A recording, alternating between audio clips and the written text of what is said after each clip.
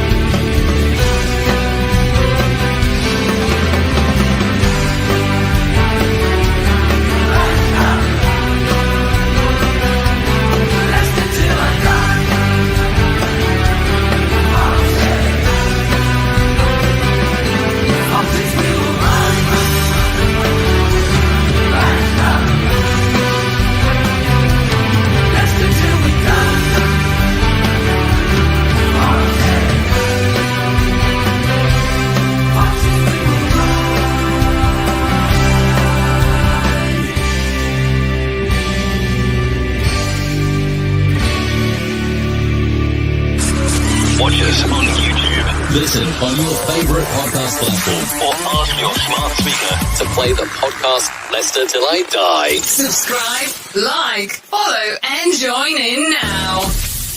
This is your host, Chris. No! God, please, no! No! I know, I'm sorry, but he's cheap and available. How rude. Right, Chris. All right, how the devil are we all? Yeah, 2 words, off and pissed.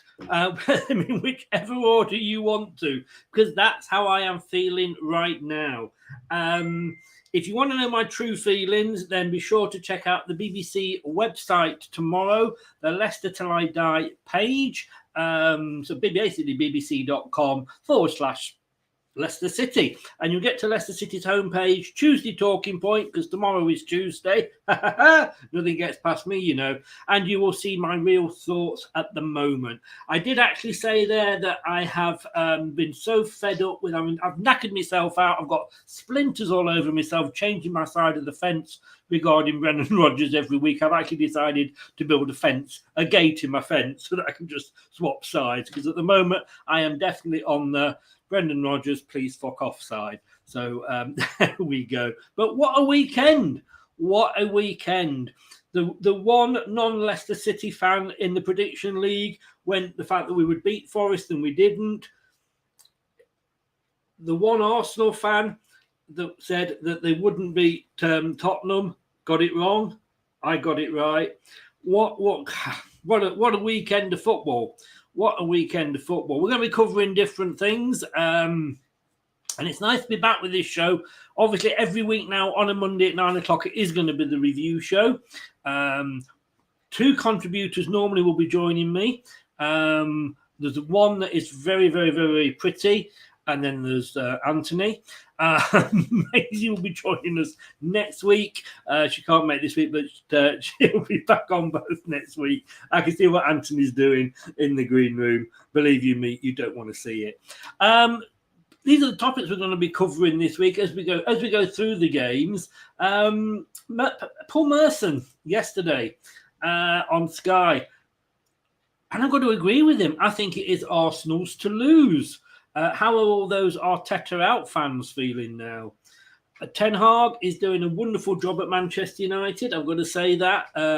I thought he was, he's changing things around there, but I didn't think it'd be this early. I thought it'd be a season of consolidation, but I think they could eat that 4th place.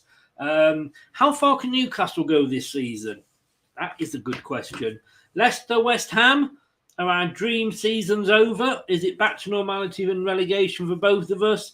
And Everton are officially, at the moment, this season's worst Premier League team. Surprised? Probably not. David is in. Good evening. Nice to see you, David. Nice to be back. Nice to have you back, sir. Hope you are feeling well. And the True Red, good evening. What a brilliant weekend of football. Funny that, isn't it? For some it was, for others it wasn't. Look, we're going to get onto the Leicester game, but well done, Forest. You were the better team. You deserved it. Please do click on to all our socials. Leicester Till I Die TV is how you'll find us. One name, every social now that we are on. And if you're new to the channel here, please subscribe and smash the likes. It does help. Like I said to you, I've got two guests, a pretty one and, well, the other one. Unfortunately for you guys this week, yeah, it's the other one that I've got. Anthony, good evening, sir. And welcome along as our new co-presenter on the review show. Yeah, Chris, thank you for asking me. You know, I do like this sort of show and where we can talk about previews of the weekend's games. But I tell you what a weekend we've had of football. It's been a good weekend. I mean, more so from me, from my point of view, than obviously from yours. But you know, we'll go into that. We will. It is the last game we will get to, in fairness. But then it was the last game that was played, so we will be going through it in that order. David, I always forget you, West Ham. I saw a West Ham. Well, again, let's come on to the West Ham game when we come to it. But welcome along. Where can people find you, as well as on here every Monday at 9 now? Where else can people find you on this lovely thing that we call the World Wide Web? Well, the World Wide Web, you can find me on. You can find me on here at Leicester Till I Die every Monday. I suppose if there's a person missing, you might see me every now and then on a prediction show as well, which is a good show. If anybody hasn't clicked like or subscribed to Leicester Till I Die, just make sure you do. And you can find me on Facebook, Instagram, and Twitter at my name, Anthony Herbert. You can also find me on, now check this out, a Manchester United channel, right? Football United TV, hosting an Arsenal show called Gunners from All Corners. Friday night at 9 o'clock. We didn't do a show last week because there was technical issues with Matt's laptop, so we couldn't do a show. But hopefully we'll be on next week, next Friday at 9 or maybe 10 o'clock. So I have Arsenal fans on there. We talk all things about Arsenal. We have a good debate and all of that. And we talk about Arteta and what an amazing manager he is. And could he win the title? Oh, how things change. How things change. We will come on to that. We will, we won't let you forget. But let's start with the first game, which was Friday night. Let's bring it up here. And it was Aston Villa 2, Leeds United 1. Goals from Bailey in the first half. Buendia on 64 before Bamford got a late penalty on the 83rd. He's made a good impression, your ex-manager at Villa, hasn't he? Yeah, Emery. I mean, I was actually surprised when he actually accepted the Villa job, to be honest with you, because it's normally a top team. I suppose he fancied a challenge somewhere down the line, obviously accepting the Aston Villa job. And I got to be honest with you, he's done quite well. I mean, look at this. In their last 5 games, they've won 2, drawn 1, and all right, they lost 2. But I mean, he's trying to find the right players in the position that they're playing, and they are playing at their strengths at the minute. But this is going to be a Villa side. I think they're definitely going to finish in the top half this season, Chris. I think so. And I think we'll look at the table later, and I think there's a bit of a gap developing there. But Leeds United, they looked at the start of the season to be struggling. Marsh was the next manager to be that was up to be sacked. He kept his job. We had a couple of good wins, including Liverpool. But it's all going wrong for him again now, isn't it? Yeah, it's all going wrong for him. I mean, the last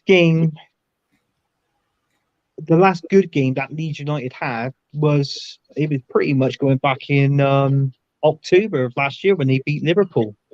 When they beat them 3-1, it was actually on pretty much on Halloween. So it was, they were going through a good spell leading up to the Christmas period, and then it's basically they just took their foot off the accelerator and they kept going down. You know, they kept losing games, picking up the odd point here and there, but in the minute, it's not looking too good for them, is it? They're struggling to find that win to get that 3 points at the minute. But yes, I mean, I'm not. I don't mind too much as long as there's a few more teams like that are doing as bad as or worse than Leicester. But just looking at sort of their match that was summed up, Aston Villa's strengths was they stole the ball often from the opposition, were effective at creating goal-scoring opportunities from counter-attacks, and were strong at finishing. Leeds' strong points were created a high number of chances relative to their possession, stroked the ball often from the stole the ball often from the opposition, stroked the ball a bit like a Bond villain. Hello, Mr. Bond. Were effective creating goal-scoring opportunities through individual skill, and were effective at creating opportunities from the flanks. I mean, pretty even there, but it is all about putting the balls in the back of the net, isn't it?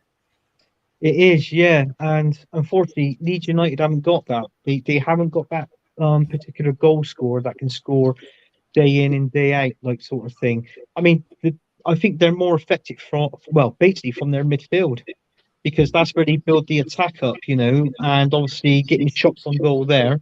I mean, as we know, Bamford, he scored the goal for Leeds, but I feel that if they are going to sign someone in this window, it needs to be a striker.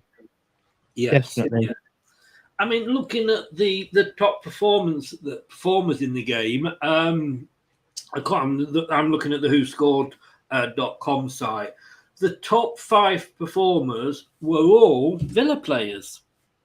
And if you're in that sort of position, that's not going to win you games, is it? No, it's not. But I mean, Unai Emery's got the players of obviously it's not his squad, is it? But he's trying his best with them. He seems to like that formation, even when he was the manager of Arsenal. He loves playing the 4-3-3, where he likes to get down the balls basically down the centre of the pitch, and every now and then they ping him out wide. It was exactly the same as Arsenal, but I always find that when you play a 4-3-3, you've got more of the depth there, but you haven't got the width as in such. But yeah. Listen, I mean, he's doing really well, and you can't fault him. And I think, to be honest with you, the one player that he will definitely improve there would be Watkins, their striker. Yes, yeah, and I'm as I'm looking at all these, whether it's dribbles, tackles, total shots, there is certainly more Villa players in there than Leeds. I mean, the weakness is Aston Villa lost possession often, gave away a lot of free kicks around the box.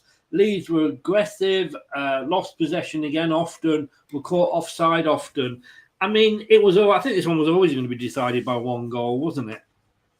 Yeah, it was always going to be decided by one goal. I think when we did the prediction show, I predicted it by one goal, but I think I went too high. I think I went 3-2 Aston Villa because I thought this game was going to have goals in it.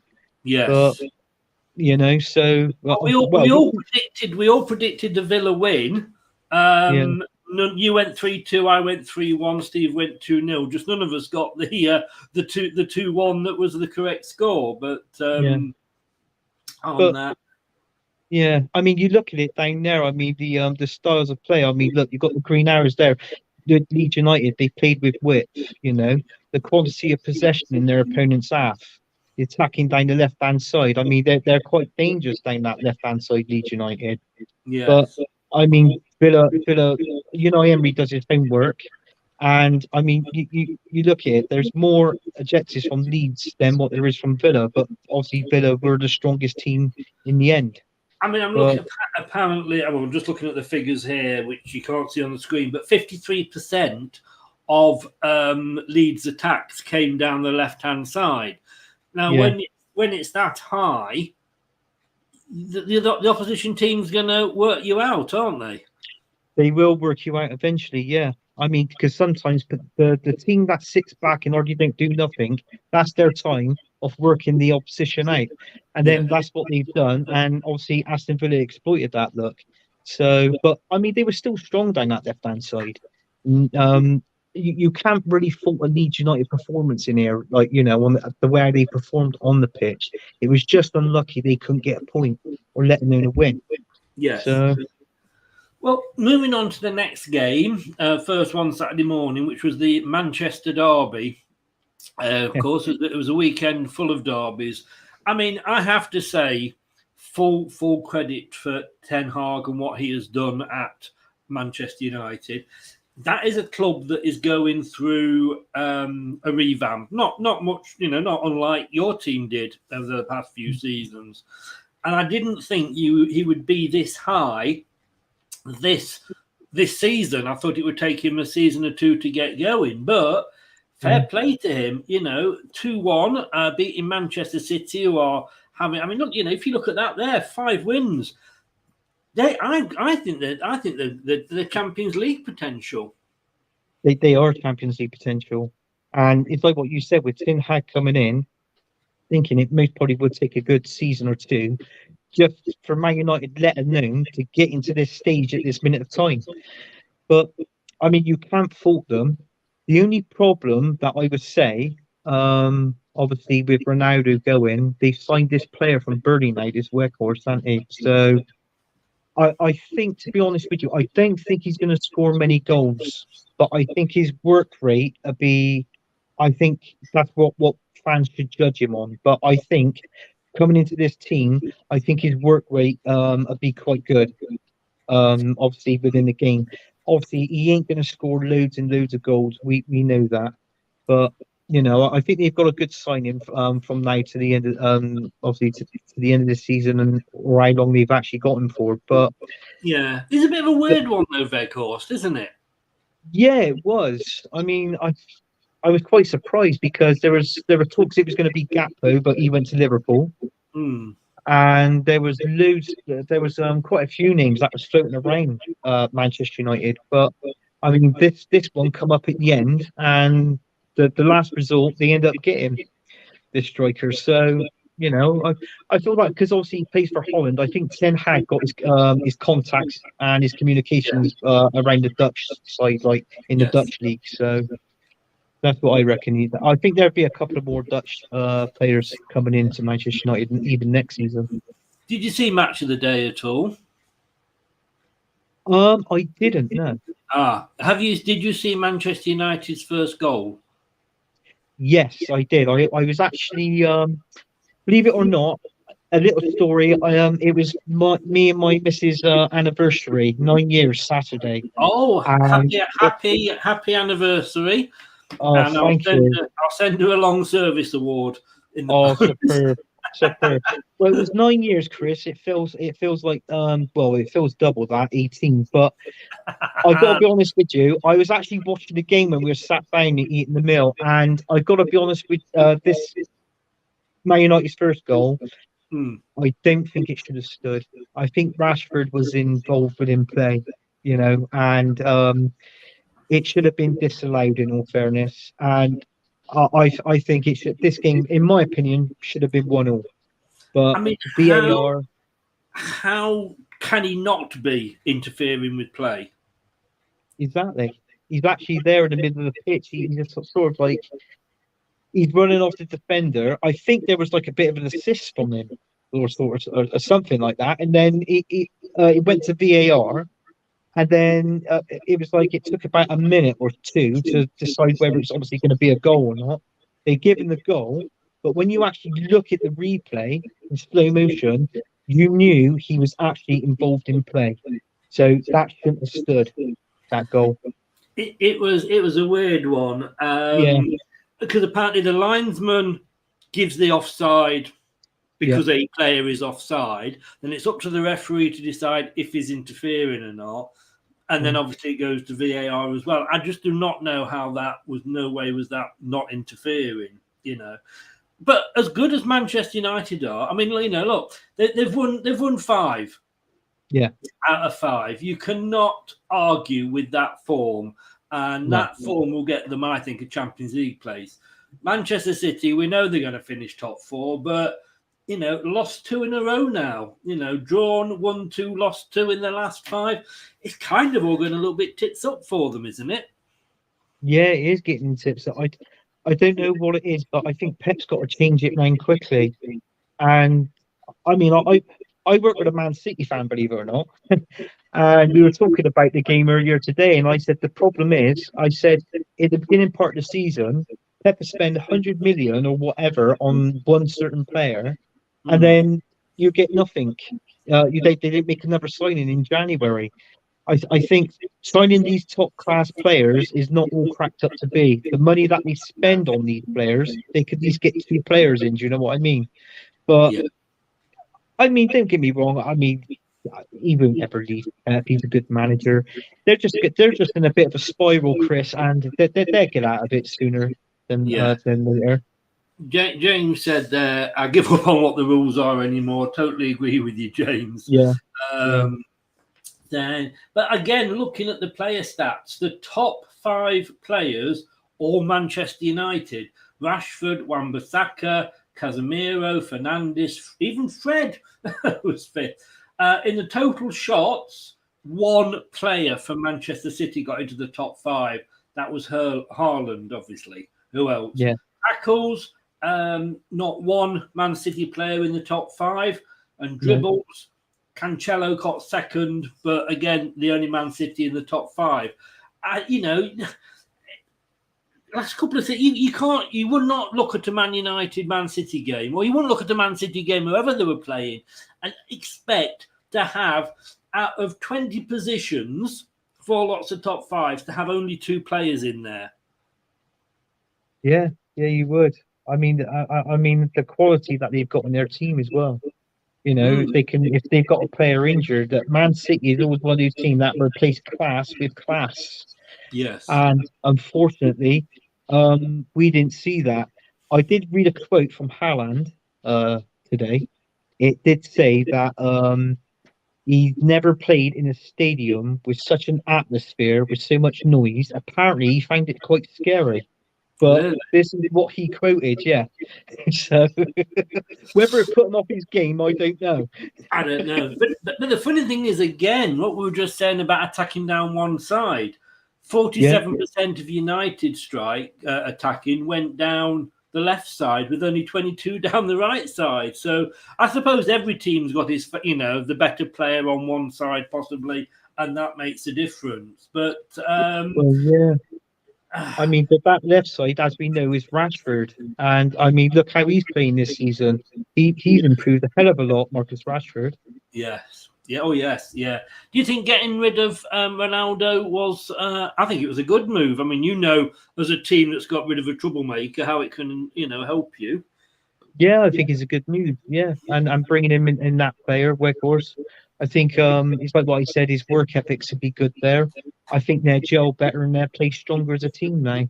They haven't got that one player with a certain hold on the team. So that was a good bit of business. Yeah, it was. What I find strange there was Manchester City have no weaknesses in that game. And yet they've only got 2 players out of 20 in the top 5s. It's weird one, shall we say? It is a weird one, yeah. It's a weird one. I don't get that one, and you beg to differ with that, but it's like what you said. You've got the facts and the stats there right in front of us, so Yeah. Moving on. Let me just make a note of something. The next game, which was Brighton and Hove Albion 3, Liverpool 0. Now, I know Doug's not in the chat at the moment. I think some Liverpool fans are happy with Klopp to stay. But if Klopp had been at any other club, whether that be... just as I say that, in he pops. Doug, good evening. Doug. That is scary. That is extremely scary. Just talk about you. It's a good job I wasn't saying anything horrible about him, was it? And told you, bro, is in as well. Doug, are you still behind Klopp? Let us know, because, and I've said this, and Doug has agreed with this comment, is that if Klopp was at a Chelsea, a Man United, even an Arsenal, he'd have gone by now. I think he would have, yeah. In all fairness, I'm not too sure much with Arsenal. I think they most probably would have given a little bit more time, but Mm. um, yeah, it's really hard times, struggling times for Liverpool. I mean, Doug was doing a stream earlier, and it seems like this Liverpool team has gone downhill since they sold Mane. Mm. And I did say to Doug, I said, I reckon if they would have kept Mane, I think Liverpool now would still be in the top four. Not necessarily top of the Premier League, but they'd be in that position of top four. And that was I where I reckon. I always said recently about Leicester that you cannot rely. A team is not just about one player, No, but we don't have James Maddison fit at the moment, and yet we're struggling. They've not yeah, got Mane. Look at how they're struggling. I mean, Doug says here, Klopp and Pep are allowed one bad season. yeah, It depends what you call a bad season. I mean, to me, okay, yeah, they've won cups, but they had one totally amazing season when yeah, they won everything going. If there was an egg and spoon race and Liverpool entered, they'd have won that. But yeah. apart from that, what really has Klopp done at Liverpool? Well, this season, you could say nothing Well, not but this season, struggle. but any season apart from that one amazing season that they had. And don't get me wrong, it was totally amazing. There was nothing that they went in that they didn't win for. Yeah. Well, he's like I said. I mean, he's won trophies. He's done well, Klopp. At Liverpool. I mean, the Liverpool fans, they like him. They respect him. I think the problem with Liverpool this minute, Chris, is the midfield.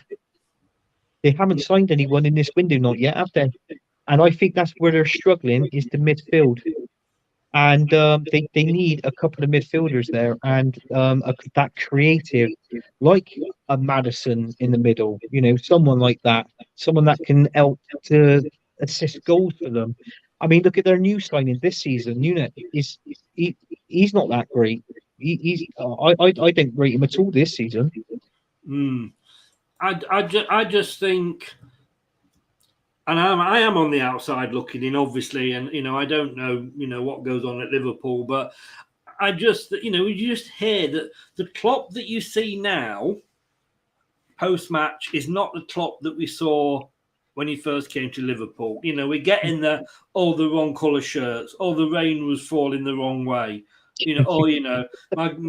My main striker has got an ingrowing thumbnail, so Yeah, the he pitch was reminds sticky. me of Mourinho. When Mourinho first came into Chelsea, this happy, bubbly chat. I loved Klopp when he first came. I loved Mourinho when he first Yeah. came.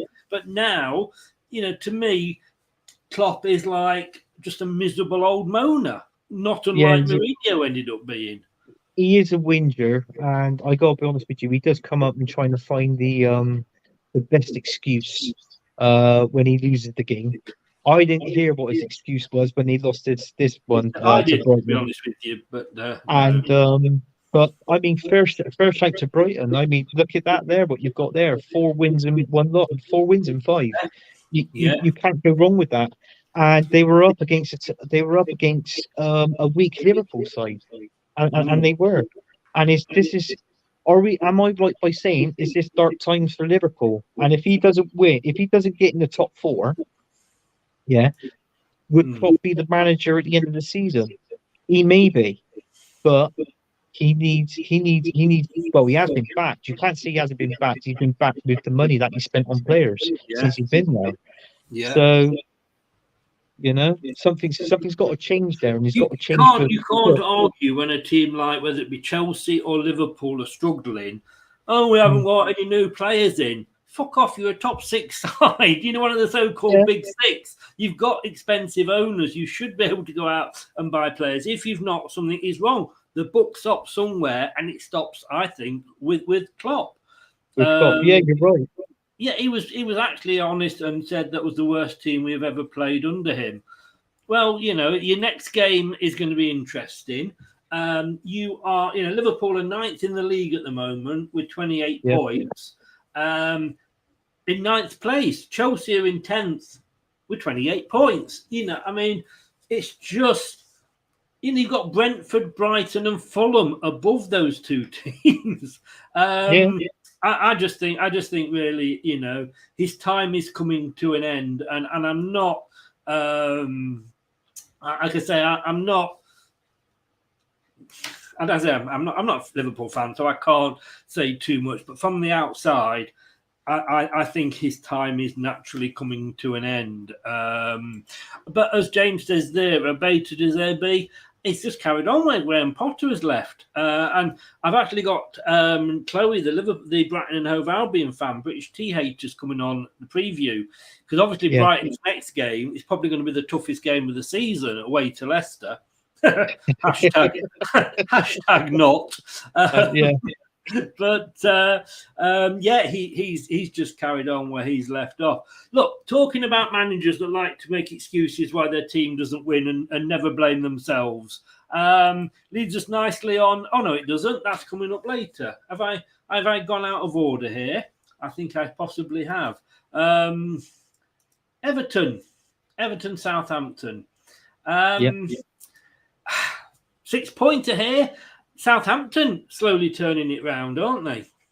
Yeah, they are. And, it's that period of time of the season you've got to start turning your games around, especially when you're down near the bottom. And Southampton are gradually doing that. I feel sorry for this Everton team because, do you know what? I feel that Frank Lampard he's on borrowed time. He's absolutely on borrowed time. And I think he might have 1 or 2 games left in him. If they don't pick up points within these next 2 games, I don't know who they got next week. Everton. Everton are facing Aston Villa. No, they're not. That's Southampton. Sorry. Everton are facing West Ham. They're away at West Ham. Wow. Another 6-pointer. Yeah.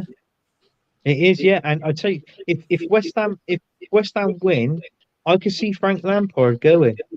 I could see him sacked. He'd be gone. He's not doing nothing there at that team. The players are not playing to their strengths. I don't know what his strategy and philosophy is with that team, but it's definitely not working. There's nothing there for Everton. They're better off getting rid of him and bringing in a new manager ASAP now that we're in this transfer window. Yeah, James is an Everton fan.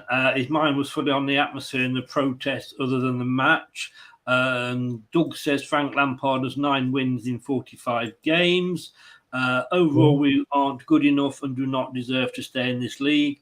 We lost to Bournemouth, Southampton, Leicester and Wolves. Everybody that's down there that you need to be beating to get out of this situation. Yeah. There was, I think Lampard was the wrong appointment. I don't think he was, yes, he kept them up, but he's not had the experience in a relegation battle. No.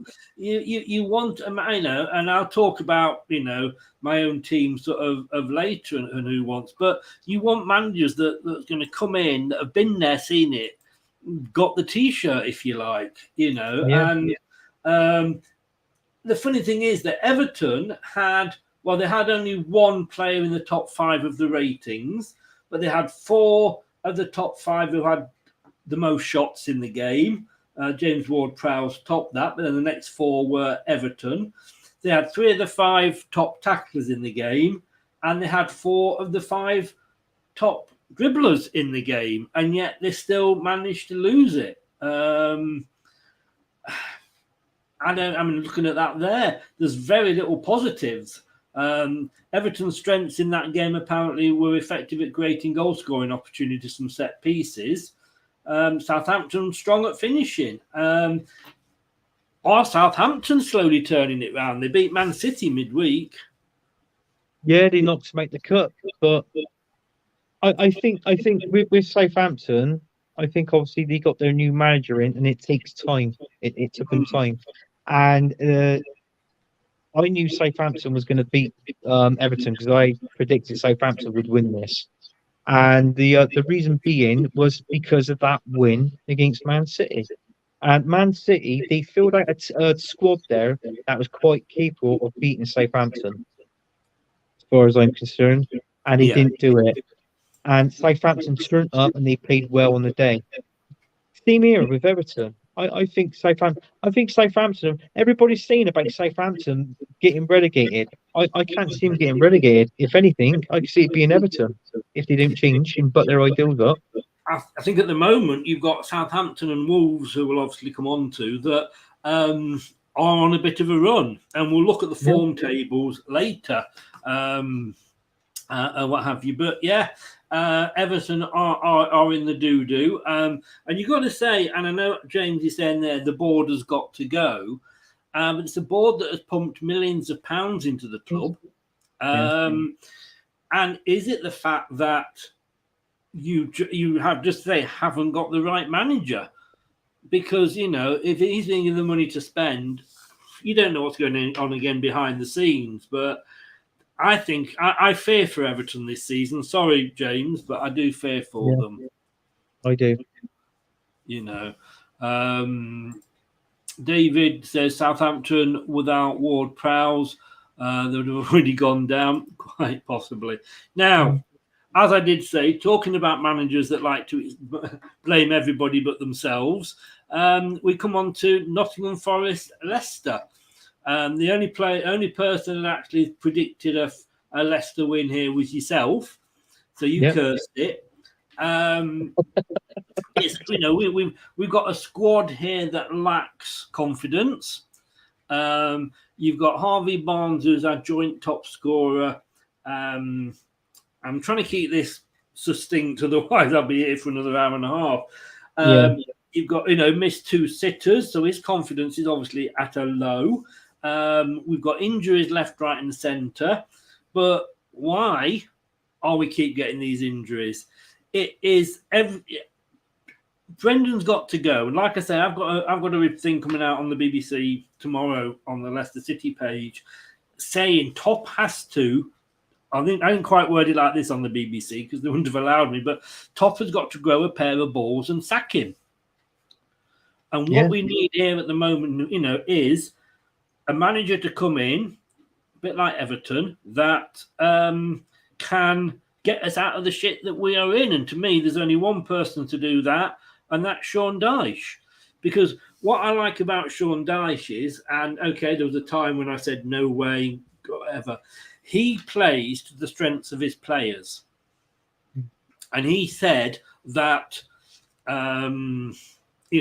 he could never play like Manchester City because he didn't have players like Manchester City. And what he had, he made the best use of the players he's got. Where we've got a stubborn bell end of a manager that says, this is the style I'm going to play, and I don't care whether the players can play that or not. He has actually taken. I'm doing a show on Wednesday. It's a brand new show I'm doing every Wednesday. Every second Wednesday at 9, and it's called Memory Lane. And we're going to be looking at how this period of our history compares to when we were struggling under McClintock, under David Pleat, under Claude Puel, Claudio Ranieri. Certainly under Puel and certainly under Ranieri, we were not as bad as we are now, and those managers were sacked. And I'm not having any of this like, look at all the injuries. The injuries are there because the manager keeps playing the same players, and he's bringing them back early because he doesn't trust any of his other squad, most of which he bought, to do the job for him. I just think he's taken a good team and made it boring and rubbish. And, so he's won us the FA Cup. And I never thought I'd see that in my lifetime. But, managers have the sell-by dates. He's gone mouldy. He's gone that far past his sell-by date. He wouldn't even make it into a food bank. No. Forest wanted it more. They weren't brilliant. I've got to be honest with you, and I'm sorry, Luke, but you weren't brilliant. But once that first goal went in, I was talking to Jack from the Final Whistle earlier, another Leicester channel, and congratulations to him, by the way. He's just hit the 1,000. Get over there and support the guy there. It was two bad teams, but once Leicester had conceded, you can see their heads went down. But you know what? They're going to stay up, Forest. I didn't think they'd go down. And the reason that they will stay up is not because of the players, because the players, again, on a day, on paper, you would look at the two squads and say Leicester have got the better squad. What they've got is Steve Cooper, and he is the difference because he can motivate players and he can get the best out of players. And Rodgers, who allegedly is this top coach, he was beaten by Bournemouth, and Bournemouth didn't even have a full-time manager. They had a standing caretaker manager who outthought Brendan Rodgers, who was supposed to be this brilliant coach. So, anyway, I've ranted. That's my rant. What did you think of this game? Dare I ask you? I got to be honest with you, Chris. I feel sorry for Leicester. I really do. I mean, to me, Leicester City is one of those teams personally that I couldn't hate, right? And that's the truth. But this is a game that you should not be losing. This is definitely a game you should not be losing. But it's like what you said. The Forest manager, he's brought in so many players this season. He's been playing them all. He knows what players he's picking in each position, and he's done it right. He's taken his time, but he's got there in the end. Look at that, 3 wins in the last 5 for Forest. Yeah. I mean, I didn't think they're going to go down. I think that they got the right manager there at this time. I just feel like with Leicester, I feel that I'm most probably the same as you. Brendan Rodgers has got to go. Everything that is going wrong is gone wrong at your club. And I got to be honest with you, I feel that. Well, I was surprised that I did not read Brendan Rodgers was actually sacked this morning, Monday morning. I was surprised. And I think he does need to go. And it's like what I said with the last game with Frank Lampard. If he goes now, get a new manager in, you never know. He might be able to add maybe 1 or 2 additions, whether it's sign someone and get someone on a loan. And if those 2 additions could really help you to gradually, slowly creep up that league. But Brendan, he's stubborn how he is. Yes. He doesn't let players with injury time. He don't let them fully recover. He hasn't got. I don't think he's got trust in his team and in the squad of players that he's got. And I feel that they don't expect him to a certain degree as well. Yes. I've got to say, and I get on with Luke and I get on with David from Mr. Dawes channel. This is a comment that literally just popped up this moment on a show, on the post-match show I did. And this is from somebody called Andrew Levers, 7686 on YouTube. He says, Forest have tons of injuries and still beat you. Yeah, but you've got about 500 players you bought in the summer. Leicester have had their time in the Premiership. It's now time you went back to play Derby. Forest have got this for the Midlands now.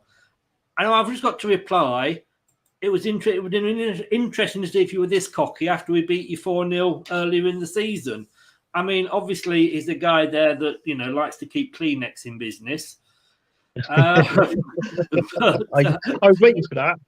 And every club has them. But I'm sorry, you won one. Put your dick away and stop whizzing it about everywhere and go and watch some porn. I mean, if we look here at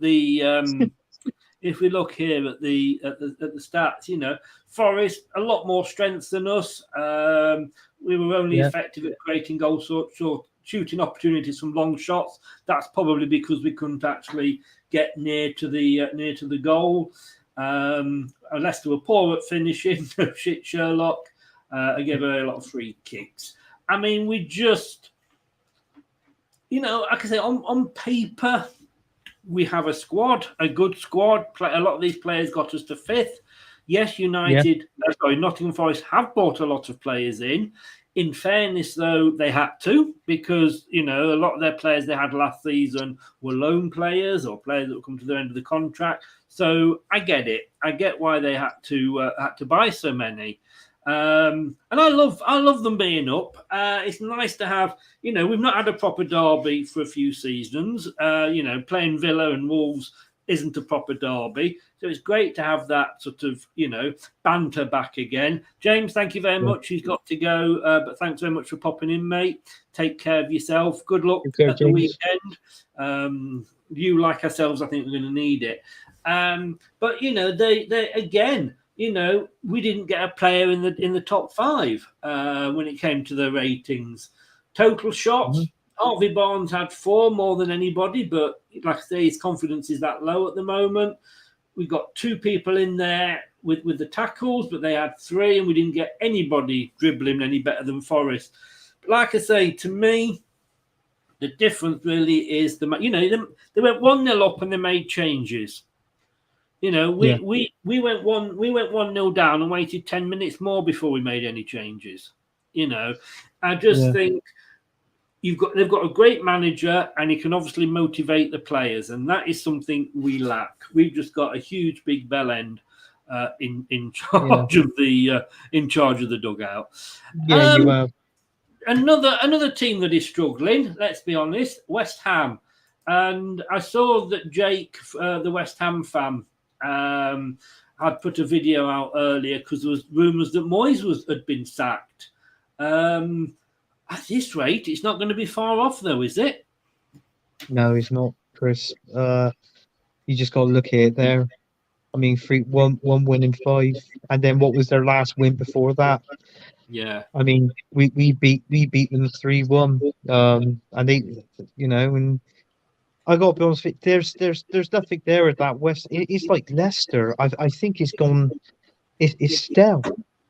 It's stale, and it just needs something or someone to come in and change and just rifle the team up. Do you know what I mean?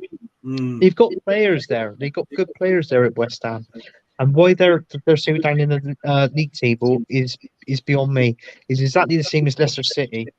The players you've got, I know you must be the unluckiest team in the Premier League to have so many injuries, Leicester City. But it's like I said, with this West Ham squad, they're pretty much the same. I feel do the players have respect for that manager? But it was an appointment that was not wildly welcomed, I think is the fair thing to say. And he had 2 very, very good seasons, like Leicester, when, he got to a semi-final of the European competition. He got them into Europe 2 years running when it wasn't expected. And now they're kind of back to where they were before, same as ourselves. And you've got to say they've got the players. But Wolves, I mean, apart from Costa, they've now got finally a decent manager in there. They're getting a couple of results together. As you can see, I mean, before that, I think they'd lost 5 on the trot. But again, when you look at that match, we're talking about, pretty much the squad that finished, fifth last season for West Ham, or 6th, wherever it was. Again, the top 5 ranking players were all Wolverhampton Wanderers players. The total shots, apart from Jared Bowen, Neves, Podence, Nunes, and Kuna for Wolves. Tackles, apart from Declan Rice, Kilman had the most, then Sedimo, Collins, and Neves. And dribbles, apart from Ben Rama, again, it was for Wolves players. Wolves dominated all over the pitch. They did, yeah. And I got to be honest with you, this Wolves team, you look at that midfield and what they play, that's quite a top quality midfield they've got in that Wolves team. Yeah. I mean, that team, that midfield, you look at that and what they've got there, that's a top 6 team just in that midfield alone. But it's like what I said. I think that's where the strength is at the minute, is in that midfield, and it's like the attacking one. I mean, with the counter attacks they had, and they were down. They had strong. They attacked through the middle. They attacked through the right and the left. They dominate possession. Here, look, what I just said. He's got all the bottom 3 there at the bottom of Wolves. What I just said. And that is where it comes from, that midfield. in that Wolves team, and I've watched them quite a few times this season, and I think that's their strength, is their midfield. And they don't want to get rid of any of those players, not if they cannot help it in this transfer window. No. I mean, I'm just looking at the two heat maps for the teams. To be honest with you, the Wolves heat map, they had 756 touches, and it literally covers the whole pitch. Yeah. I've never seen a heat map that looked just like one of those blobfish, but it covers the whole of the pitch. And I think Wolves could very easily stay up. Yeah, I do. Another team that we seem to be concentrating on the bottom at the moment, but it's just the way that the games were played. Brentford, excuse me, going really, really well. Bournemouth, their season's been a bit like a bride's knickers, up and down. Brentford, again, totally dominating this one, and a deserved 2-0 win. They do, yeah. I mean, at the start of this season, Chris, I predicted Bournemouth to be relegated, finish bottom, and I suppose a load of other people did as well. And by the looks of it, I think that's what's going to happen. And there's nothing there at Bournemouth at the minute. They have got to sign a couple of players. Do you know something? They're actually after a couple of Bristol City players as well. Seriously. That shows how bad they are. Sorry, mate. Sorry. But yeah, they're going to struggle. They're going to go down. I do feel sorry for them. There's no positives in this Bournemouth team at all, apart from saying, look, play your game, enjoy it while you can when you're in the Premier League, because unfortunately, you're going to be in the Championship next season. That's all you can say on Bournemouth. Yes, yeah. In theory, but this Brentford team, they're good. They're strong. They remind me of the old Wimbledon in the 90s. You know, when they used to that team spirit they used to have. Yes. In Wimbledon, this is what they got at Brentford, and do you know what? They're a joy to watch, Brentford, and it says it there, Chris. Look at that, 3 wins and a draw. At their last 5 games, and they can actually, they're actually near. Where are they? I think they're around about. Are they about 8th or something? 9th? So, and in fairness, they are buying players as well. They are. Just the Wolves. Sorry. So I was still on Wolves. Wolves, agree a Saliba deal with PSG. Now, Bournemouth are bringing in Atara that was actually linked with ourselves, with Leicester. They've outbid us, but apparently as well, their owners, Bournemouth's new owners, also own the club that he's coming from in France, Laurier. So probably no surprise that they're going. But Brad, and good evening, Brad. How are you, sir? Hope you are well. Do check out his channel, Top 10 Battles. Yeah, Brad. Brentford have proved a lot of us wrong. No second season hangover. Yeah. I think Brentford are the club that Leicester were. Yeah, I think you're absolutely right there. I mean, you look at the striker you've got up front, Jamie Vardy. He hasn't done it this season. Started dying off last season, didn't he? A little bit, the lack of pace and all this and that. But yeah, I can understand what you said. That they do remind you of an old Leicester team, but it's like what I said. They're building up when there's bits of Leicester are just coming out. They're coming out the equation, and unfortunately, you're just going down. It's like a sinking ship. How are you going to save this sinking ship? Getting rid of the big rat at the front, to be honest with you. But we've moved on from Leicester, don't we, mind? Yeah. But no, but Brentford are the team now that people I think are looking at and going like, look how well they're run. Yeah. Look how well they're doing, and fair play to them. Next up, we're on to the Sunday games. Probably saved Potter's job. I was thinking that if this didn't go Chelsea's way, that Potter might be asked to leave, shall we say, put it politely. and that he might be up from coming to Leicester. Because at the moment, I'd take him, mind you. Having said that, at the moment, I'd take bloody Steve Bruce over Brendan. But they sneaked this one, but that's what it's all about, isn't it? But it was the first win in 5. Potter is struggling. He's being given the money. He's being given the players, whether they're his players or not. There's a lot of rumours around that are saying that Tom Bowie is the one that's buying the players and picking the players. But, Potter's there. He's taking the big money. But, we said before, 10th, things aren't looking good for them. No, it's not. I got to be honest with you. If the last owner was in charge of Chelsea, he would have been out. He would have been out. There's no ifs or buts about it. But you are right in what you said. The Chelsea owner, I think, is him going out there. He's getting the players in, and Potter's got to do what he's got to do is manage these, obviously, his players on the pitch. They even actually had an interview with him with this when he first signed this Felix guy. He didn't know nothing about it. He said, "I can't say anything about it because I don't really know what was going to come off of this deal." Yeah. But I mean, you look at this now.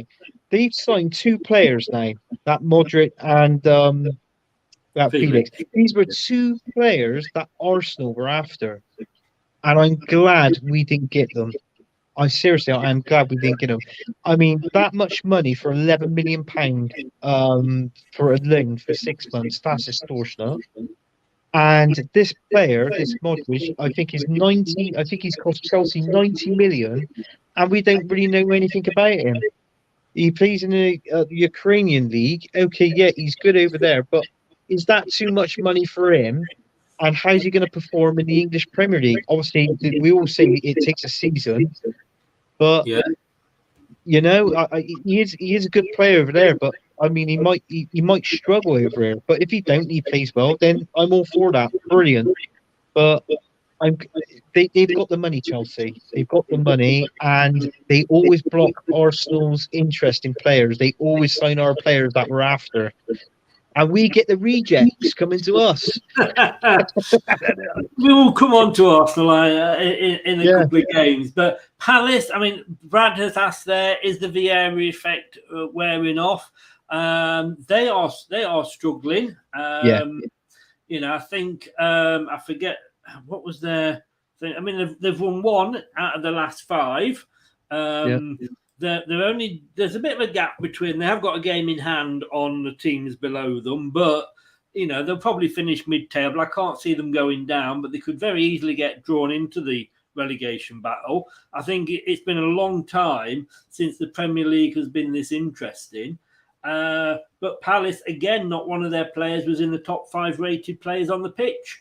And I think we all went. Did we all go for a Palace win on this one? I went for a draw. I went for a draw. You went for a Palace win, and Steve went for a Chelsea win. Fair play to him. But Palace. I think their season's over already, and it's just I don't think that they will go down, but they're not going to get Europe or anything. They're normal mid-table. Normal mid-table. I think what they got to do is carry on that airplane because, in all fairness, Chris, a team like Crystal Palace, they've really got nothing to play for. Yeah. Apart from getting mid-table, and that's it. We know that's a typical Crystal Palace team. Finish mid-table, and that's it. But I mean, Patrick Vieira, he might pull something out the bag next season. It depends on signings and who he can get, and what money he can get, and obviously to buy players. They do need something. They do need a top. Their goal scoring, striking is poor. They haven't got that striker up front that can get them banging 15, 18 goals a season, and that's if they add that, then they will finish top 10 or 8th. But they unfortunately haven't got that. That we were heavily linked with, and thank God we didn't get him. Yeah, is that the one that used to be for Celtic, Ed? Yes. Yes. Yeah, because he was strongly linked because of obviously Brendan Rodgers there at that time, wasn't he? So Yes. Yeah. The Nottingham Forest fan is still jerking off over the fact that they won one game. Chris, you're going to get it now from now to the end of the season, aren't you? With Forest. No, in fact, no, because I'm just going to block him because he's just talking a load of bollocks. Do you know what I mean? It's not when I'm Yeah. all right for somebody coming on and saying like this or and having a bit of a joke, but no, he's being a total tosspot, basically.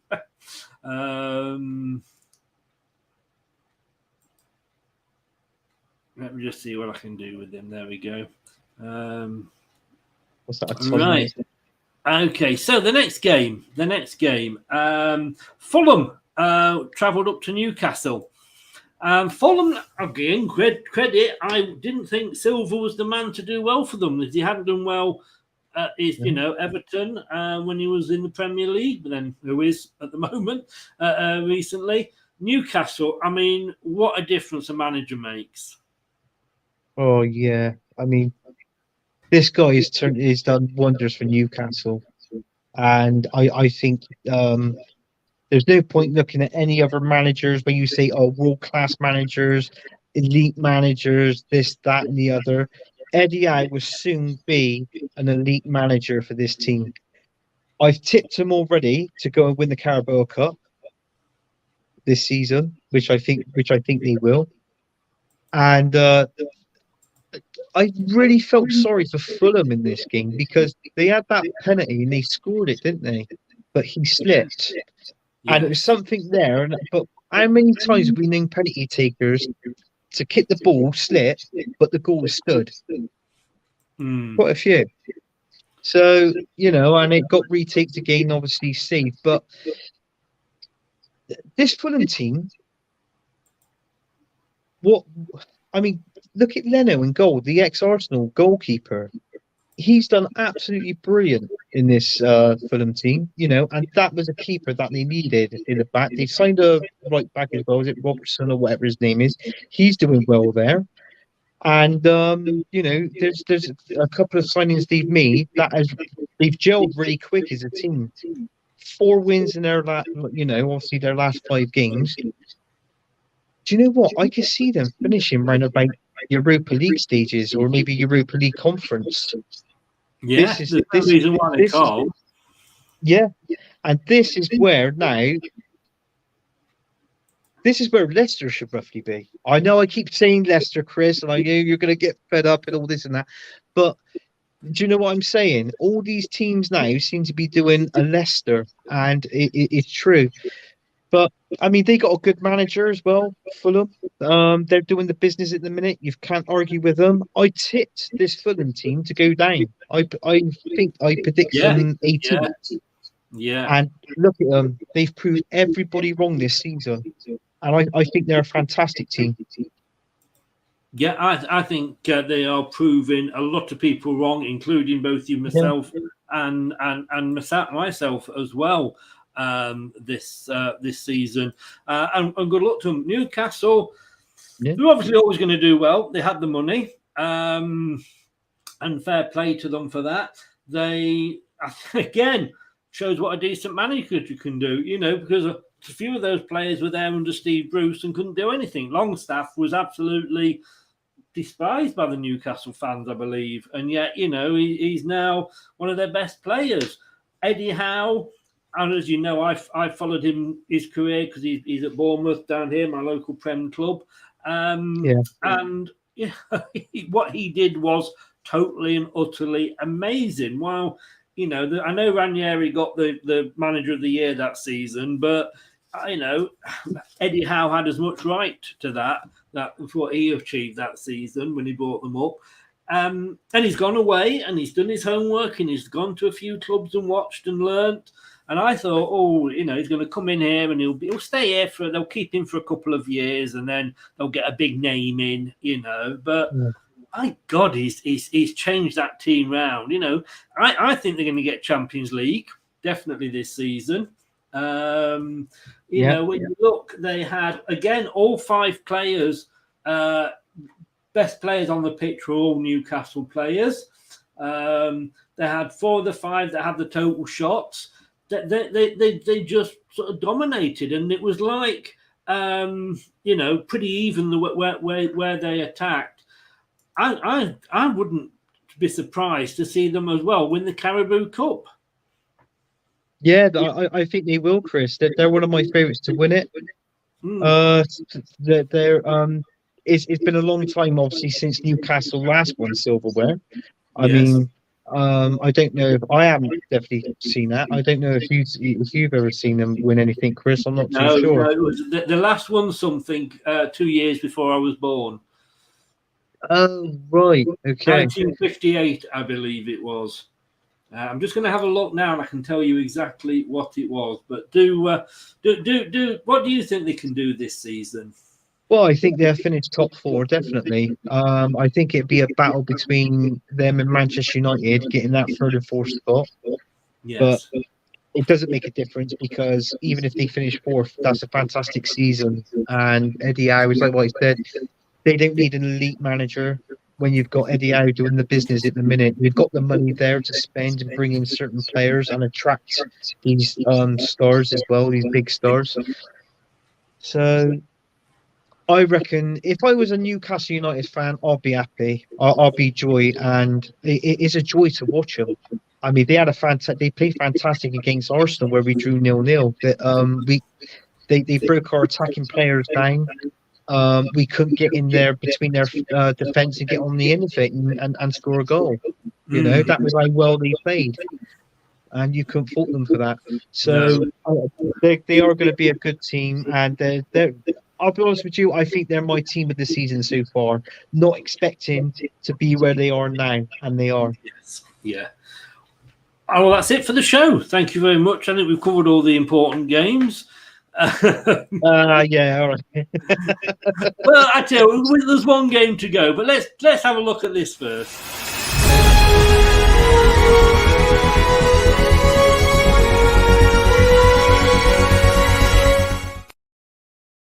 The Daily Trophy. How long since Arsenal last won the Premier League? It's been 18 years, 246 days, 5 hours, 26 minutes, and 55 seconds. But that's going to end this season. I think you're going to win it. Yes, I mean, I think we can win it, but I think the key is this transfer window, whether we can sign 1 or 2 players, bring them in, because we really haven't got depth in our squad, Chris. If we get a couple of injuries, then that is a setback for Arsenal, because obviously with the players we've got playing well at the minute, I mean, if we get one of those players like injured for a length of time, that's the piece of the missing link from this Arsenal. You've got Jesus injured, isn't he? We have, yeah. I mean, obviously he wasn't. Yeah, but still winning games. I know that stats says with Eddie Nketiah. I don't think he's the answer to Arsenal. I seriously, I don't. Then again, this is my opinion. Jesus has scored 5 goals in so many games. Then obviously he had this terrible injury, but it's always he's got to come back, and he's you know, don't force him back in. Let him ease him back into it, and then he might get goals. You know, but that's the lacking of Jesus at the minute is goals. I think his work rate is unbelievable. Is brilliant. He's there running all around the box, and then it comes to nothing. He passes the ball, and it comes to nothing. And you think you wasted all that bloody energy for F all. Yes. Yeah. But he'd be better if he was a poacher in the box. But I mean, you look at our last 5 games. We've won 4. We've drawn 1. That's the second best. Obviously, Manchester United's got the best, 5 and 5. We've got 4 wins with a draw. So we got the second best thing there.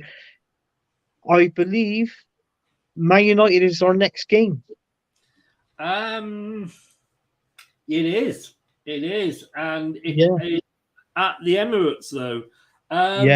But you've, I mean, you know, you weren't confident about going to Tottenham and winning. He's done it. You've lost 1 all season. You've only Newcastle have conceded less goals than you. You've conceded only 14, plus 28 goal difference. I mean, Arteta's got to go, hasn't he? Oh, definitely. He should be gone by now. No, I'm joking. I mean, the process just is not working. No, I know. I mean, there is still a few Arsenal fans that are saying, he's not the man, but you've Really? got to give him time to be the man.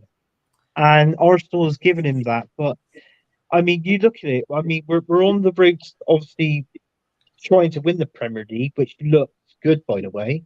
And also, we've been named one of the favourite teams as well to win the Europa League. So, that's too good. If we can win that as well as winning the league, I'm not being too greedy, Chris, but this is what I want, I mean, looking at the Premier League, and I mean, you know me and Arsenal fans, we've had banter over the years, you and me included. And I always said, give a manager time. And had he, a couple of seasons still not done anything, then yes, maybe it was time for a change. But he's taken those. He's been given the time. He's taken that time. He's got rid of the troublemakers and the bad eggs and the bad players, and he's got you to the. I mean, it's yours to lose, surely. Yeah, it is ours to lose, Chris. And to be honest with you, we've got a good. We got a good points above Man City. I think we're 8 points above them now. It was 5, but now it's 8. You're 8 points above Man City, yeah. Yeah, so it's like what I said. We got Manchester United next week, and with us being top of the table and the recent form, what both teams are in at the minute, I mean, you could favour Arsenal because obviously with the home advantage. But I mean, let's not forget we've lost one league game, and it was to Manchester United at Old Trafford this season. So, is it payback time for us? I mean, obviously, it's a game we want to win and a game we'd be up for, but yeah, and I understand that, but even if you lose it, you're still going to be 5 points ahead. Yeah. Or that might be two, depending on what Manchester City do, but there's no guarantee that they're going to be winning, is there? No, it's not. No. I mean, the way they've been playing at the minute has been really poor, Man City. And obviously, they would change it. It's like what I said. They'll change it quicker rather than sooner. And they've got the team, they've got the quality there. And there's nothing wrong with Man City. I know they're on a bit of a spiral, but they'll soon get out of it.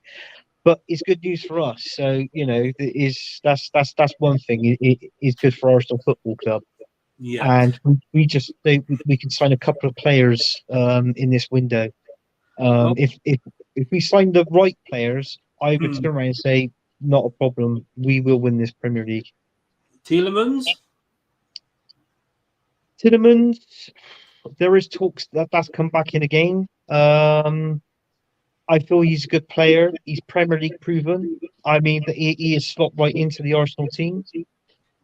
But Odegaard's playing well. Do you need two similar sort of players? Exactly. This is what I'm saying, because in that position is Odegaard. Smith Rowe really plays in that position as well. So Smith Rowe is a backup. So if Odegaard's injured, Smith Rowe comes in. But Tielemans, I think he most probably play him out wide right. So if anything happens to Saka, he can rotate Tielemans from in the middle and the wing, So that would be a good player to have. Yeah. I think Anthony would agree with you there. If any Arsenal fans are still saying Arteta's not good enough, they do need a slap. But let's have a look at the form. 6 games. We're going to look at the last 6 because basically that's what one of the choices was. Based on the last 6 games, Arsenal top of the form table, Manchester United 2nd, Newcastle 3rd. But look at Brentford 4th. Brighton 6th, Villa 5th, Fulham 7th, Forest as well, even they're 9th, and then you got Manchester City in 10th and Liverpool in 8th. I mean, it's like upside down, isn't it, almost? It is upside down, Chris. And you look at Man City and Liverpool, you think, why aren't they up there with the likes of Arsenal, Manchester United and Newcastle? But This is do you know what? This is a really strange season for me this season. I suppose and everybody else. I mean, especially for like the fans of Liverpool, Yeah. the being and Chelsea's being so far down. But it's a good season. It's definitely interesting, So, it's going to be one of those. I feel that obviously with the top four, obviously Chelsea and Liverpool, they're not going to get it. They're not going to get top four. No. I mean, Is Chelsea are in 11th on the form Yeah, table. Spurs are 12th. Leicester are 14th purely because we won the last two games before the World Cup. yeah. See, it's not all that bad, is it, Chris? Leicester being 14th. Yeah, No, but I'm that's only including before the World Cup. Yeah. I need to do that sort of since the World Cup. And let's have a look at I say Everton bottom there, West Ham bottom. Yeah, it's no surprise. Southampton, Wolves have gone up to 13th. So it is the proverbial duck's arse at the bottom there, isn't it? It is, yeah. And then just some interesting stats here. Arsenal are currently the most informed team in the Premier League. They picked them an average of 2.67 points per game. Manchester United doing very good, but not excellent. They average 2.5. And Newcastle is doing very good, again, but not excellent. That's 2.3. Southampton ended their recent results very poorly, and they got 0.5 points per game. West Ham 0.17. Wow. And Everton is the worst performing team in the league. 0.17 points per game in their last 6 matches. They are really I'd probably say they're in a worse position now than last season. Yeah, it's safe to say that. I mean, because when Frank Lampard come in last season, he didn't do too bad for them. They're winning a few games, and they got out the relegation zone. Yeah. But unfortunately for them, that must look beautiful to you. Halfway through the season, 18 games played, and there you are, top of the pops. Oh, it is. It is. Do you know what? I always said to I know I said that I've been with my missus. We had our anniversary 9 years, but listen, Arsenal being top of the Premier League, and if they win the Premier League, is better than being with any woman. Let's be honest. If you're an Arsenal fan, I take it she can't hear you tonight. No, she's upstairs in the bedroom. She wanted an early night. Oh yeah! Get in there. No. Leicester might not be scoring, but I think you could be tonight. No, last year well, no, let's not go there. Ash is in. I'm going to say good evening, Ash. How are you? And I'm going to be honest with you, mate. I did say at the start of the season, I didn't think you'd make the top 4. And I said earlier, and Anthony will back me up on this. I didn't think you would do well because I think it was a rebuilding season. But I think what Ten Hag has done at Man United is to be praised. Like I say, with all the changes going on and the upheaval and everything. And I think the top 4 there, you're looking at the top 4 at the end of the season, in whichever order it works out. I wouldn't be surprised to see maybe Man City drop down and been into 4th and Newcastle and United 2nd and 3rd, but we will see. And of course, not looking so nice is the bottom. Yeah. I don't think any of these teams are going to win Rear of the Year, but Southampton. I mean, just 2 points between 20th and Leeds in 14th. I mean, that is that is scary. I mean, Forest have got Fulham, so but Forest have got Bournemouth away, so you tend to think Forest should win that. Leeds have got Brentford at home. Again, you probably think Brentford. Leicester have got Brighton. I'm sorry, but I think Brighton are going to win that. Wolves, Man City. Well, you don't know with that one, do you? Bournemouth against Forest. Everton, West Ham. Wow. That is going to be a huge game. I mean, Bournemouth, Nottingham Forest, not so much, but, West Ham, Everton, bloody hell. Yeah. And Southampton, Villa. I'm that Everton West Ham. I think you may have touched on it earlier. Whichever manager loses the job. I think. Yeah, I think it is, and I mean, you don't want to see any manager lose their job. I mean, look at what David Moyes has done for I want to see Rodgers lose his job. Roger, please. Yeah, I know you would. Yeah, you would. Yeah, lose the job. but I think what Moyes has done for West Ham, like, it'd be sad for him to go. If anything, I'd rather see Frank Lampard get sacked from Everton, to be honest with you. So, and I think you touched on a game when it was Man City versus Wolves, but if I'm not mistaken, I think Man City's got Tottenham this Thursday, Chris. Have they? Wow. I think they have, and that'd be a good game as well. Let's have a look. I think it's Thursday. Wednesday, Palace are hosting Man United, and Thursday, Man City are hosting Spurs. Wow. Yeah.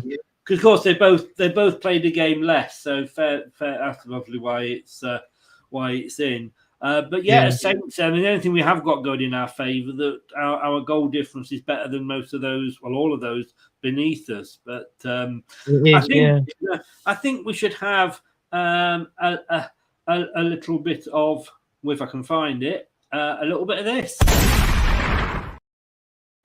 Yeah, we're going to look at the odds on who's going to be the next manager to be sacked.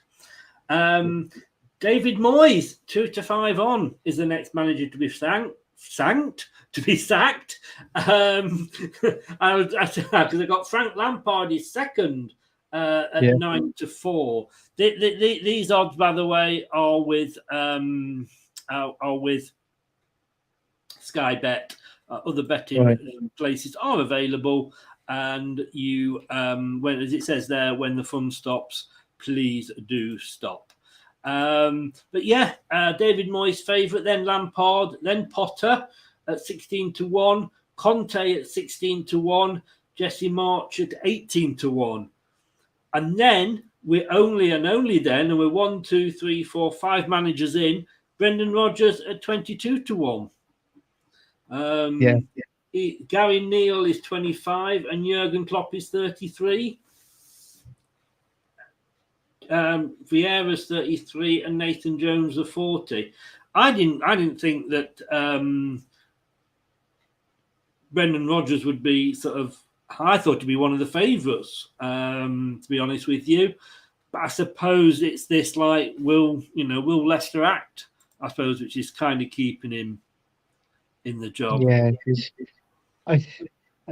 all I can say, he just must really get on with the owners at the end of the day. I think we always know that saying, bullshit baffles brains, and I think that's what Brendan's giving it, to the owners basically.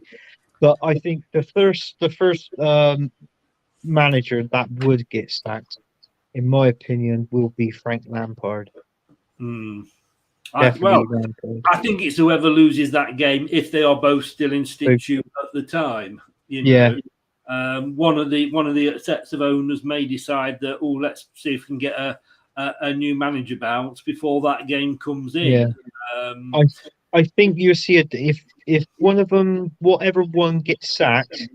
I think you see Sean Dyche go in there to any one of those clubs. Oh, I want him. I know you do, but I think it'd be up to first grab. So, Chris, do you know what I can see? I think if Brendan does go, the manager I think you get replace him would be the old Southampton manager, Hassel, isn't he? Yeah. I could just say at the moment, to be honest with you, I'd take Steve Bruce. No.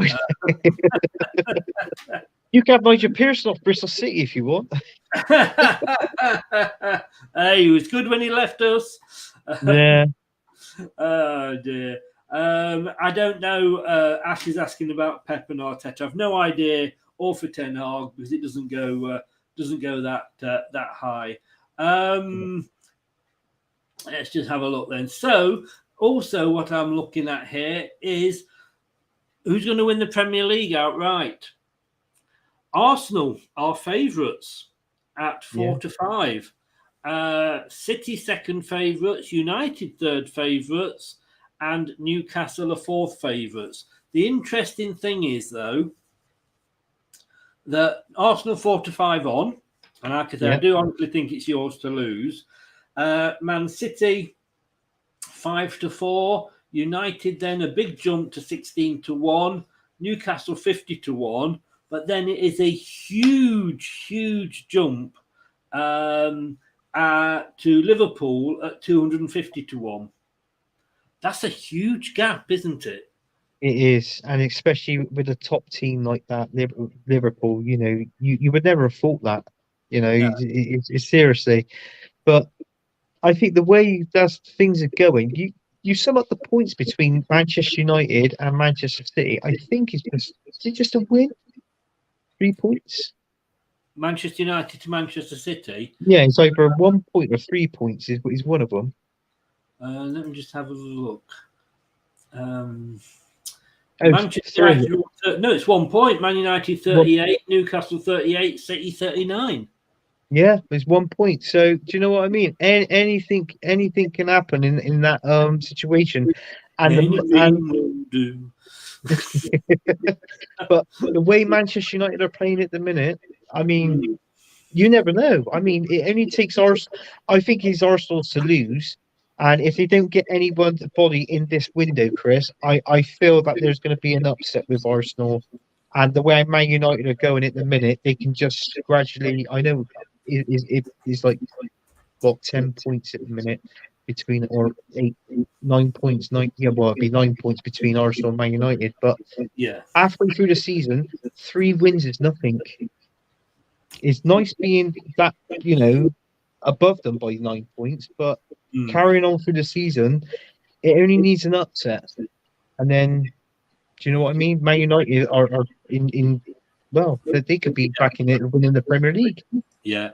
Saint is asking, is that Leicester City's away kit? No, it is not actually. It is just a baseball top done a la Leicester City. Same sponsor, isn't it? Yeah, it is the same sponsor and everything.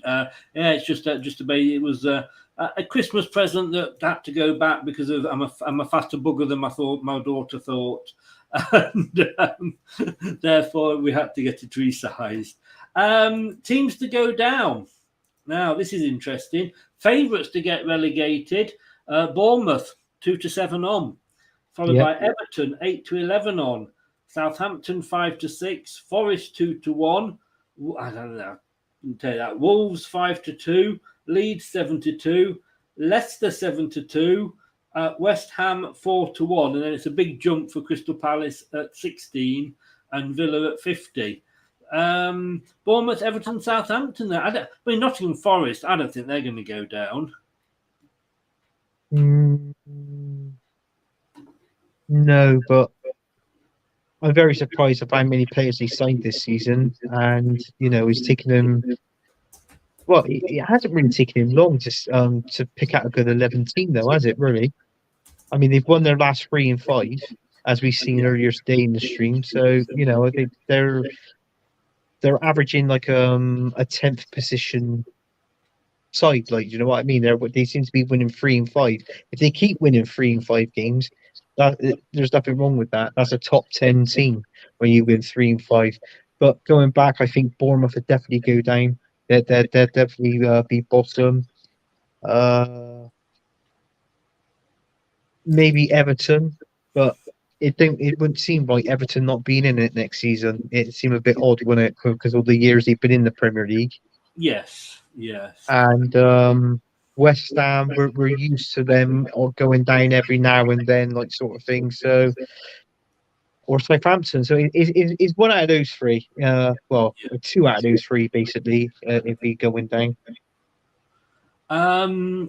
Next job available for Sean Dyche. He's favourite to take over at Everton. Yeah, I this is what I was saying. Whoever loses out of them, there is a job there for Sean Dyche. It's like what you said. He's a good manager. If he steps in early enough, he'll keep that team up, whether it's going to be West Ham or Everton.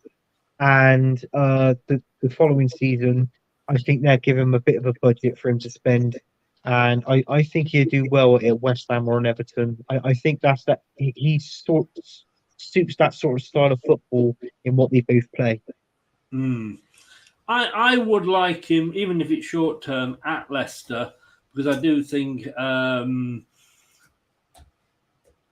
I just think he could keep us up, and that's what we need, to be honest with you. But Well, yeah, I mean, Brad was saying on your last stream, he'd take the job and he'd keep him up. Yeah. Big Sam. Let's get Big Sam in. Big Sam. Let's just see who else could possibly take over. Leicester's next permanent manager. Sean Dyche is favourite to get it. I mean, he's linked with every job, isn't he? You know. Yeah, he is, yeah. Oh my God! Third is Rafa Benitez. God help us. Then, but Marcelo Bielsa, no, thank you. Pochettino, Ole Gunnar Solskjaer, please. Dean Smith, Roy Hodgson. Oh my God, 25-1, Roy Hodgson. I'm going to go off and slip my wrist now.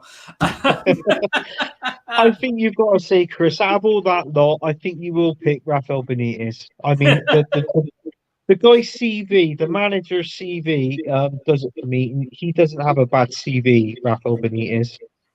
No, but I know you might not want him, but what's the CV worth? Nor does Brendan Rodgers, but his fucking CV was at Celtic, and you and me could have won things at that club.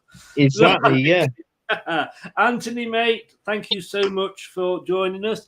Our regular host here on the review show. Next week, we will hopefully be joined by somebody that's better looking than the both of us.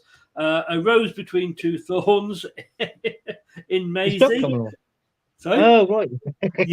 You said someone better both looking than us. I said, what is Doug coming on? That's a joke, Doug. When I say a rose between two thorns, of course, I do mean two little pricks. You've been keeping on I'm including myself in that. Thank you so much. Tell everybody where you can be found. So your link is below, obviously now as a regular presenter in every YouTube chat we do. But do tell everybody where they can find you, sir. Yeah, you can find me on here on Listen Till I Die. Chris does a remarkable job on the things, but also in the background. I mean, just look at this, you know. And you get Arnie at the end of it. I mean, what more do you want? I'll be back, you know. But yeah, you can find me on Listen Till I Die. You're not going to take any more, mate. Hit like and subscribe if you haven't, and watch it back if you've missed it. You can also find me on Facebook, Instagram, and Twitter at my socials at my name at Anthony Herbert. You can also find me on Brad's show on the Top 10. I haven't been recently mentioning this, but that's another show you can find me on. If you haven't subscribed to that one, subscribe to that one as well. That's another Leicester fan. They love me, these Leicester fans. Chris, Brad, you know, whoever. And you can also find me on a Manchester United channel where I present a show, Gunners from All Corners, which is streamed Friday nights at 9 o'clock. All things Arsenal fans. We do have a laugh and a chat on there, and let's hope Arsenal wins the league. You know what surprises me there? That all these channels you're on, none of them are Arsenal channels. No. It's well, I do appear to go on wherever, like sort of. It's because everybody wants me, Chris. I'm getting messages left, right, everybody and wants you, but no Arsenal one wants. Wow, yeah, true. Mate, take care. Thank you so much. And thank you for standing in for Brad in last week's predictions. You did well for him. Right. 12 points he got for him. Better than he gets on his own. He might ask you to stand in again this week. Who knows? But thanks we can sack him like Rodgers and bring me on. I know if Rodgers sacked, I'll bring you in, mate. All right then. Take care, buddy. Thanks very much. Cheers, Chris. All the best. Cheers. be sure to go and give Anthony a follow. One of the nicer Arsenal fans. There are a couple of them around, I'll tell you. They're just very, very hard to find. That's the trouble. They're all trying to sort of, they're still trying to find if they can get out of the Arteta must be sacked groups that they've all committed to. Did I say that out loud? Hey! Coming up next on Leicester Till I Die TV. Yeah, it is the aforementioned prediction show. Tomorrow night, 9 o'clock. Brad is back, if he doesn't want Anthony to stand in for him. And also Steve is back. Steve Lynex, the ex-Leicester players. And talking of ex-Leicester players, the conversation, our new one-to-one chat. We've got, probably the biggest name that I've actually had on the channel so far is coming up, hopefully within the next couple of weeks, subject to his availability. Ex-Leicester player, ex-England player. Who could it be? You'll have to wait and see. But I am really, really ultra excited. And I think I'm going to actually bring that show to you live from my toilet, because I think I'll just sit on the toilet and shit myself while I'm talking to him, because everything could possibly go wrong. Look, thanks very much, guys. It was a good weekend for some, a bad weekend for others. But it's football. At the end of the day, it's only a game. That's what I'm trying to keep saying myself. Hey, ready for Arnie? Good night. Take care. Thank you for watching and thank you for listening. That's all, folks. Thanks for watching Leicester Till I Die. This is Chris saying goodbye and see you next time.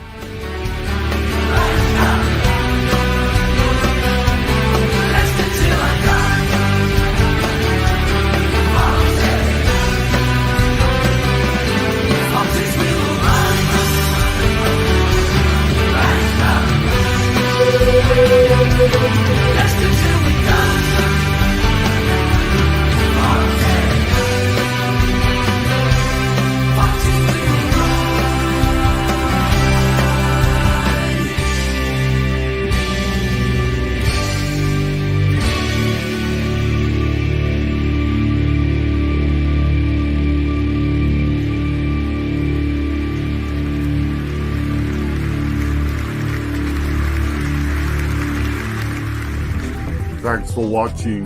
These videos are tremendous. You better like them too, or I'll be back. Leicester Till I Die TV. They think it's all over. It is now.